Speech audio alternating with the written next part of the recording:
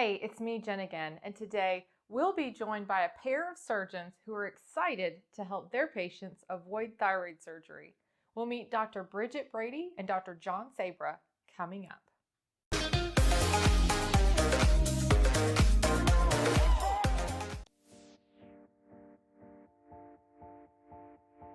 Surgeons who offer a non-surgical procedure, it's not crazy, even though it may sound as such. While initially slowed down by the pandemic, Dr. Brady and Dr. Sabra have recently seen a record number of patients seeking RFA treatment for their thyroid nodules at their practice in Austin, Texas.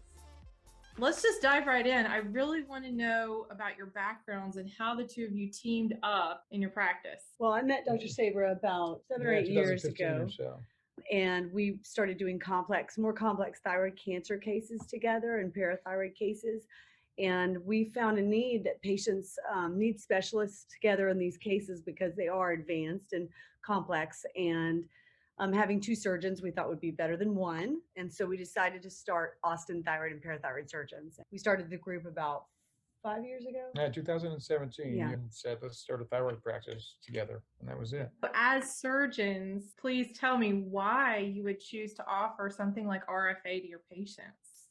What now seems obvious, I forget where we first came across it. I think we were at a meeting, at a thyroid meeting, and somebody mentioned it. You know, as surgeons, of course, you initially are skeptical about anything involving the thyroid that's not surgery. But it caught our eye because we're always looking for the latest and greatest for our patients. We're the early adopters for new technologies, new techniques. Saving the thyroid has always been one of our mantras. We're always pushing that, and RFA just kind of fit all of that. When did we do our training, Bridget?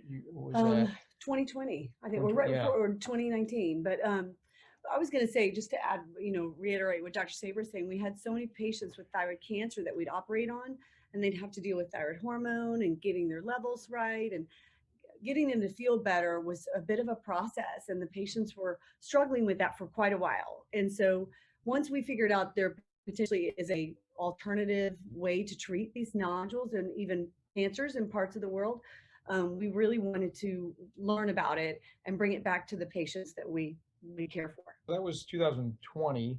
So we had been in practice for a few years together, and Bridget and I would complain to each other some of these referrals. We see, oh my gosh, this patient came in with a 12 millimeter nothing nodule, and somebody's recommending total thyroidectomy. And we'd be like, I just can't believe this stuff is out there. These patients are getting such a disservice.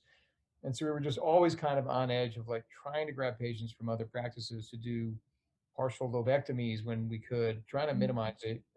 And then RFA just kind of sailed in at the right moment for us. Right. And RFA, I think the benefits there's so many beneficial reasons to have an RFA or radiofrequency ablation. Again, this is heat therapy.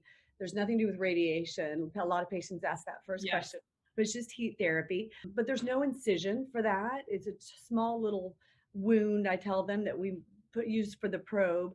There's no anesthesia typically. Patients don't have to go to sleep for the surgery. They're wide awake talking to us the whole time or listening to headphones. And the recovery time is minimal, and they don't have to be on hormones. So there are just so many beneficial aspects, I think, about RFA procedure versus surgery. And I'm a surgeon saying that. So we're both surgeons, but there's definitely something to this that is very promising for patients. You know, that's so exciting to hear a surgeon to have the perspective of wanting to help patients avoid surgery. I think patients will just absolutely find that refreshing. Yeah. But we joke about it actually, because we do have other surgeons in town who say, how are you guys doing this? You're taking business away from yourself. Like, why would you avoid surgery? So it's exactly right. It's interesting, but it goes over really well with patients because, we know there are multiple specialties doing RFA, and, many of them are very skilled. But we brag about the fact that our toolbox goes all the way from ultrasound, FNA biopsy, other injections, RFA, all the way up to surgery or a big neck dissection if unfortunately a patient needs one. So we love having that perspective and share with patients that we have so many things we can offer you. We don't just have one thing, and that's what we give you. It's, if you need surgery, we'll do it. If you need RFA, great, we'll do that as an alternative. I definitely think that's one advantage that surgeons have, is the fact that you do have the ability to offer patients the balanced perspective of what benefits there are of both sides, surgically and with RFA. And that a patient, if they know going into it, down the road that at some point they need to have a surgery, they can still come back to you for that procedure. That's a really good thing. Right. We had a patient just today asking the exact question that we're touching on. If I have the RFA procedure and let's say it doesn't work, which we haven't had a patient where it hasn't worked yet, but we always tell patients it may not work for them.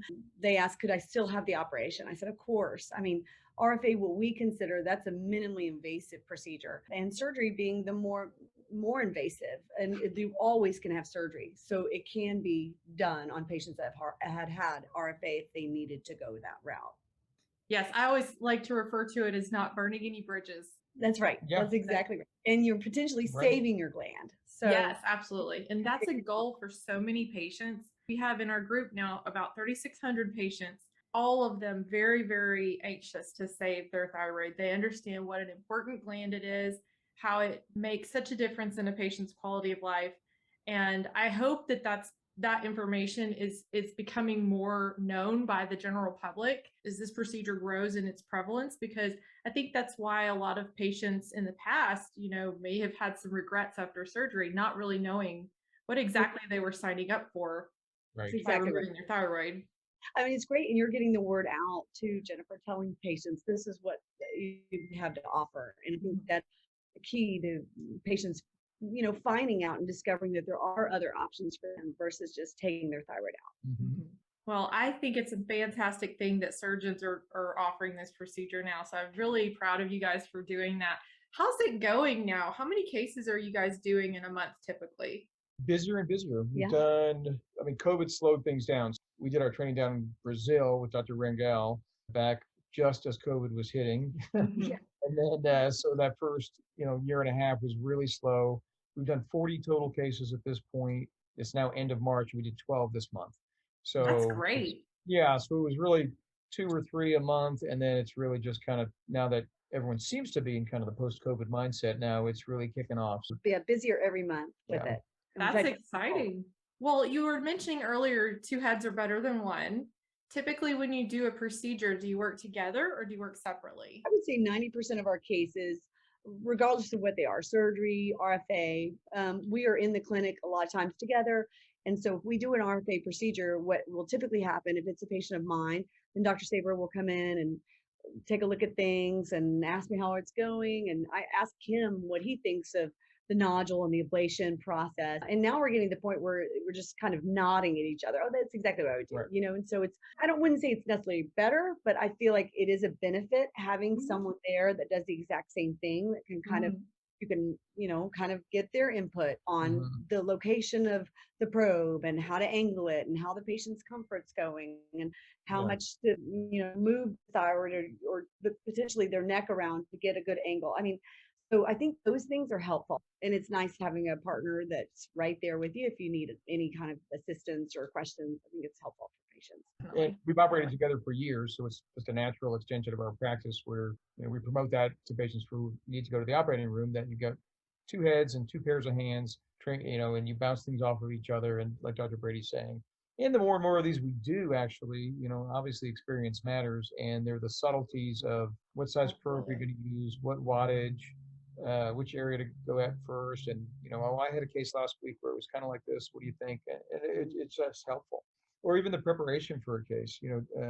We have 3 on for tomorrow. One of the larger ones, one of Dr. Brady's patients that will be 9 tackling. centimeters. Yeah. Wow. And And she's so, in the medical field and she knows what surgery's all about. She actually, Mhm. sorry to interrupt, that's all but right. she had a breast cancer surgery earlier this year, had complications from it. Poor thing, she said, I just don't want to deal with any more complications of surgery. And she goes, I think you guys are probably great, but I'd really like RFA. And I told her, we haven't done one this large, but we're willing to try if you want us to. And she said, absolutely. Yeah, So so- she's yeah. really grateful that we actually was recommended to have her entire thyroid removed by 2 different surgeons in town, Mhm. which is not the wrong answer.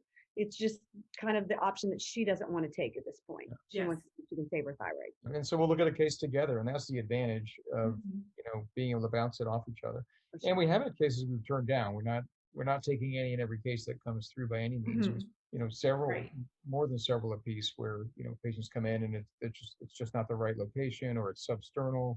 And yeah, no, that's better for surgery. It's just drawing on twice the experience and putting our heads together to find the right procedure for the right patient. Right. being surgeons, we do think there's that advantage that we're in the OR. We know truly what a substernal nodule is like, what it's near, the dangers, the things to be aware of. So we think that's a big advantage where we can, promote these in a safe manner. My 20 years of surgery experience, Dr. Brady is a little younger than I am, so I'm a lot younger. Just kidding. so but come, that breadth of experience that we bring together. Yes. I want to comment on that because I'm just curious to have your feedback on this. In my situation, I actually did have a bit of a substernal component of my nodule. And what my doctor did, and I'm curious if you've ever attacked a nodule this way, is he treated the uppermost 80%. And then as it shrank, that lower part reduced and it pulled upward. And then he treated the later 20% about 9 months later. And at this point in time, it's been almost 3 years since my first procedure, and I have a 90% reduction as of last summer. And I'm looking forward to actually this summer, I'm going to come to Dallas to have my follow up with Dr. Park at UT Southwestern and see where I'm at today. So I'm Oh, excited about that. that's great. Yeah, that's great Have you to ever hear. done anything like that? We have Well, one. yeah. Yeah. Mhm. Exactly what you Mhm. phrased it perfectly, because Yeah. that's exactly what we say. We can get the upper part, leave the Yeah. lower part, which is near the critical organs or stuff, Right. Yep. and then as it shrinks, it'll pull it up just like you experienced. We Mhm. haven't done the follow up on that patient yet as Mhm. for our second treatment. I think we're Mhm. only 3 months out, Right. so it'll be interesting to see if she has as much success as you did. I certainly hope so. What I experienced was initially I felt much better within about a week. I started to feel a difference. I had a lot of compression on my trachea. And then about 3 months in, I looked really totally different. I didn't have that huge bulge anymore. And then at 6 months, my neck looked completely, totally normal. And I felt perfectly normal. And then about 8 months, as it started moving upward, I started feeling it just a little bit. And I thought, okay, maybe it's time. And so I saw my doctor on a telemedicine appointment. And he said, yeah, maybe let's try to get you scheduled. And at 9 months was when we did the procedure. And it was perfect timing because I actually had that done on the last day before they shut down everything because of COVID. That So is That is. so I was really thankful they got me in at the last second before everything kind of went to pot, but it worked out so nicely for me. I was very, very thankful that it all worked out, and I've had a really great experience. So I hope that patient has a great experience as well. And as far as your 9 centimeter patient, I imagine those procedures take a while to do. Is that something that maybe you'll kind of take turns and trade off so that you don't have fatigue and issues with being stable and everything with your hands? I know it's a lot of fine motor movements that you have to do. We haven't had that a patient have a goiter that large that we've ablated, but I think in this situation, if when we're doing her, I guess we could Mhm. exchange hands and do that, and that's one of the benefits again of having two surgeons. Long as she can tolerate it too, it's one of those things where I tell patients if you get warm or if you're uncomfortable, all just let us know. And there hasn't been a patient yet that said I can't tolerate it anymore. But we have But done that. We've had a couple of cases where we've not necessarily traded off because of fatigue, but getting a different perspective where it's, or hey, Dr. thoroughness. Brady, Mhm. let's take a look, or vice versa. Mhm. If you're doing it for, 30 minutes, again, you can kind of get lulled into maybe one perspective. It's great to always have a fresh perspective. Like, what do you think about that area? So we have a couple cases where we did trade off, and the other surgeon just sat down and took a look, and so we'll see tomorrow. We'll have to let you know how the big one goes. Definitely let me know. I'm curious. I love to hear about that. Interesting, like, talking about the 9 centimeter one or papillary thyroid cancers with these, it's so obviously from your perspective, it's so patient driven, where Absolutely. 9 centimeter nodule comes in. A lot of people say you're crazy to do that. It should be surgery, but the patient, like Dr. Brady's describing, she wants this. She's pushing. She understands the risks. And she understands very likely there will need to be a second Yes. procedure as well. And the same with cancer patients too, who are pushing the envelope with this procedure. It's great to get the push the boundaries with patients because they're the ones that are helping us realize, what, it is possible to do this. And again, as surgeons in the back of our mind, knowing, if it fails, so to speak, surgery is a great backup for us. Yeah, I would like to pull a little more on the thread of cancer, if you don't mind. With these primary thyroid cancers, there's a lot of excitement there for patients looking to avoid the thyroidectomy, the radioactive iodine, especially with these very, very small cancers that are early in diagnosis stage. And I'm curious to know if that's something that you're treating at this point in time, because I know a lot of physicians are kind of waiting to see what the research is saying. And then there are others who are like, let's go for it. I'm curious where you stand on that. We're probably in between. We're kind of middle of the road, I would say. I have a patient I was just talking with today, Jennifer, and she's interested in ablation. She has a small tumor. It's less than a centimeter. She got biopsy because she's really nervous about the nodule. When patients ask me for a biopsy and it's less than a centimeter, I tell them it's not ATA guidelines or to wait a certain size for things. But if the patient's concerned, then I go ahead and lean to do the biopsy because I want to put their mind at rest. But her, in this case, came back papillary. But we send off genetic markers for all of ours. So, and her genetics came back not aggressive. So she doesn't carry a gene for thyroid cancer. So since her recurrence rate is probably low and her risk of lymph node metastases is low, we talked a little bit RFA. She does not want to have surgery. So she very likely is going to have the RFA procedure. And for me, that'll be the first thyroid cancer I treat with RFA. And we went through everything about the recurrence and follow up and how everything is so important. She's very reasonable and I know she will follow up. So I think it is an option for her. And Dr. Sabra and I are going to a big international meeting for thyroid disease and thyroid cancer in May. Collaboration with all these other surgeons around the world and doctors, I feel like that will help us kind of learn more and grow together about what's good for patients and when can we treat thyroid cancer with RFA. Yeah, we've been looking for the first ideal patient. I think it was a paper out of Hopkins looking at 15 millimeters or less that showed some good data. We don't have any real long-term data, but I think that was 3 or 4 year data that looked pretty good. So I think we're definitely comfortable tackling small ones. The ones we've been looking for are going to be really in the center of the lobe where we know we can get a complete ablation and not leave. The benign nodules, you don't mind leaving a little rim out near the vessels, something like that. But for the cancer, we want to be sure that we can get a complete ablation. So we're ready, and you're right, patients are ready for sure. They are. They're asking in droves. They're coming to the group saying, who does this for cancer? We have a list that we maintain of physicians who offer RFA, and they're asking, can you designate on the list who does cancer? And, we've had some people who unfortunately have been very disappointed because this is one reason I wanted to talk about this. There is such a vast spectrum of what thyroid cancer is. And there's such a small, narrow window of when it's really appropriate to treat it with RFA. And I think you did a really great job of explaining those parameters just a moment ago, Dr. Brady. I think that the more patients understand and are educated on all of these factors, the less disappointment there will be, and the more they can really educate themselves on what they actually need to be doing for their particular situation. So thank you for outlining all of that. And I think you're going to be seeing more patients coming to your clinic as a result of this video. Yeah, good. Well, I think for sure 15 millimeters or less, we're on board. And we'll quote patients who come in with these small, even sub-centimeter papillary cancers who get nervous and scared. Dr. Brady and I always quote that Japanese paper where they did observation of sub-centimeter known papillaries. We're at 5 years of observation. Amazing that they convinced the patients to do it. There were 92% of them had no change. Didn't need any therapy. So we'll tell patients that it's an indolent cancer. We don't do anything for 5 years for these tiny ones. It's not going to do anything. So the thought of, okay, well, what if we actually hit them with RFA? Of course, it's going to work. It's going to work. So I think we just need to reassure patients and get other doctors on board because we see some kind of, I don't know what it is, scaremongering or what by some other doctors who, say, oh, you absolutely need your whole thyroid out for this. Kind of old school approach to it. So I think it's going to take patients, other doctors, and then, interventionists like ourselves to kind of bring it all together. Yeah, and that long-term follow-up, which we get just with time. It's just going to take time. So, but I think it'll come around. And my patient today, I told her, I think this is what we're going to be doing in the future. So.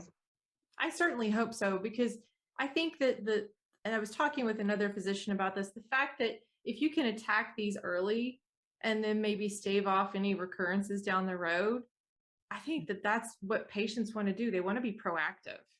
Right. They don't Totally. want to wait and see if it's going to Right. spread. They want to stop it from spreading. Yeah, Yeah. I would. It would be hard for me too if a doctor Yeah. told me I'm just going to see what happens. Yeah. It's hard to sleep at night knowing you have a cancer in your body, you're not doing anything, and we're Right. going to wait and see what happens. Yeah. That is difficult. So I think in this situation, I do think treating it with heat therapy is a great option for patients, and I'm glad we're doing it. That's a great point. I'm glad that you brought that up. You did a presentation at the endocrine meeting Yes, on, I forget what you're calling, watchful waiting versus surgery. right, Like, yeah, RFA needs to be thrown in that right. mix. Definitely. When you look at which patients are amenable to it, because it was typically we say if it's older patients or they're on blood thinners, with the known cancer, surgery is too risky, just watch and wait. Mm, I mean, RFA clearly is the answer for those patients, right, right? right. I think it's a great point both of you bring up. And she was asking today, what is the recovery? What's the difference between the recovery between RFA and surgery? And I said, well, RFA, you'll be doing activity. I mean, we let them do probably full activity within 48 hours, as long as they're feeling well. With surgery, I tell them it's about 7 to 10 days where you can't exercise or really lift anything more than 10 pounds just for risk of bleeding. But after a day or two with the RFA procedure, we haven't had anyone have any neck soreness or really anything. They say they feel really well after one day. They feel great. So it's amazing the difference on the recovery. Now, with mine being really large, mine wasn't quite as large as this 9 centimeter one that you're having in a few days, but I had a lot of swelling and I was kind of sore for maybe a few days afterwards. But I attribute that to it being so large because when I went back the second time and there was not nearly so much to be treated, I was fine the next day.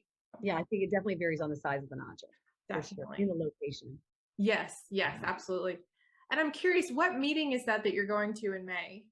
It's the American Association of Endocrine Surgeons, so AAES, but from all over the world. We have colleagues that we keep in touch with from Japan and the Netherlands and Spain and Mexico. And it really is, it's a conference we haven't been to in 3 years because of this pandemic. Yeah. So I'm really excited to see all our friends, and we consider it, I mean, they do talk about this at the meeting. They'll say we're an endocrine surgery family.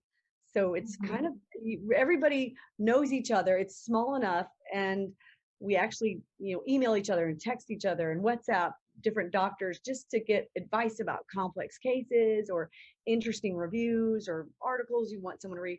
And so it's really a great organization to be part of. So we're excited to go back and see all of our colleagues in May. And especially for RFA, because we in the United States are so far behind, versus South Korea, Italy, Brazil, who are years ahead of us in this procedure. Yeah, so we're excited to hear from them. It's great to see these guys, because they're the ones who will be telling us. I mean, we're speculating at this meeting that they're all going to be telling us, "What do you mean you're not doing every cancer that comes through?" I mean, I think we're going to hear some of that, and that's going to give us more peace of mind and a little bit more. And you can bring that back to our patients. Yeah, I mean, I think after that meeting, I know we're going to come out of that meeting kind of more energy and being a little more aggressive with RFA, because we're going to have that kind of that backup of these people we respect around the world who are already like 2 years ahead of us. Right.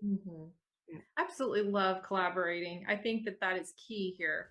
The fact that we can have this collaboration between specialties and across across borders to prevent people from unnecessary surgery. Thank you so much for watching. You can help others tremendously by sharing this content. Never forget to educate yourself and be your own health advocate. Now, watch this next video right here.